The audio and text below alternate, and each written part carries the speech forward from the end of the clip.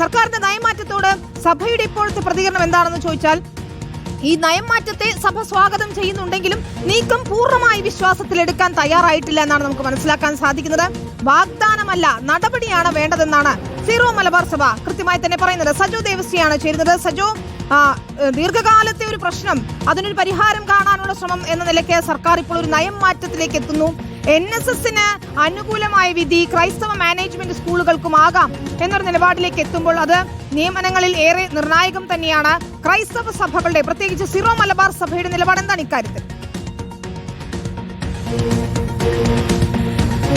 വിനീത, സർക്കാരിന്റെ നയംമാറ്റത്തെ അതായത് അനുഭാവപൂർവ്വം പരിഗണിക്കുന്നു. ഈ കാര്യത്തിൽ NSSന് ലഭിച്ച സുപ്രീം കോടതി ഉത്തരവ് മറ്റുള്ളവർക്കും ബാധകമാണ് എന്ന നയത്തെ സ്വാഗതം ചെയ്യുന്നു. പക്ഷെ അപ്പോഴും അതിൽ ചില വിമർശനങ്ങൾ, ഇതിനെ സംശയത്തോടുകൂടി കാണുന്നുണ്ട് സഭകൾ പൊതുവിൽ. സീറോ മലബാർ സഭയും KCBCയും ഉന്നയിക്കുന്ന കാര്യം, ആദ്യം ഇങ്ങനെ ഒരു ഉത്തരവ്, അതായത് ഈ നിയമനം അംഗീകരിക്കപ്പെടുന്നതിന്റെ ഭാഗമായി, അതായത് മറ്റു നിയമനങ്ങൾ അംഗീകരിക്കാം എന്നതായിരുന്നു ഉത്തരവ്. അങ്ങനെ സ്ഥിരം നിയമനം ലഭ്യമാകാൻ കഴിയുന്ന ഒരു സാഹചര്യം NSSന് ലഭിച്ച കോടതി ഉത്തരവോടുകൂടി വന്നതാണ്. ആ ഘട്ടത്തിൽ സർക്കാർ ചെയ്തത് AGയോട് നിയമോപദേശം തേടുകയാണ് ചെയ്തത്. അതിൽ സർക്കാർ തന്നെ വിശദീകരിച്ച കാര്യം, അഡ്വക്കേറ്റ് ജനറൽ നൽകിയത് NSSന് ലഭിച്ച ഉത്തരവ് NSSന് മാത്രമേ, അവർക്ക് മാത്രമേ ബാധക ആവുകയുള്ളൂ, മറ്റുള്ളവർക്ക് ബൈൻഡിങ് അല്ല എന്നാണ് പറഞ്ഞത്. ഇത് തെറ്റാണ്, ഇതിൽ തന്നെ കള്ളക്കളിയുണ്ട് എന്നാണ് അവരുടെ വിമർശനം. അത് നിലവിലെ രാജ്യത്തെ നിയമപ്രകാരം തന്നെ സുപ്രീം കോടതി തന്നെ പലതവണ പറഞ്ഞിട്ടുള്ളത് പോലെ ഒരു സുപ്രീം കോടതി ഉത്തരവ് പൊതുവെ എല്ലാ കാര്യത്തിലും ബൈൻഡിംഗ് ആണ്. കാരണം അതൊരു സ്പെസിഫിക് ആയ കേസല്ല എന്നതുകൊണ്ട് തന്നെ ബൈൻഡിംഗ് ആണ്. അങ്ങനെ വരുമ്പോൾ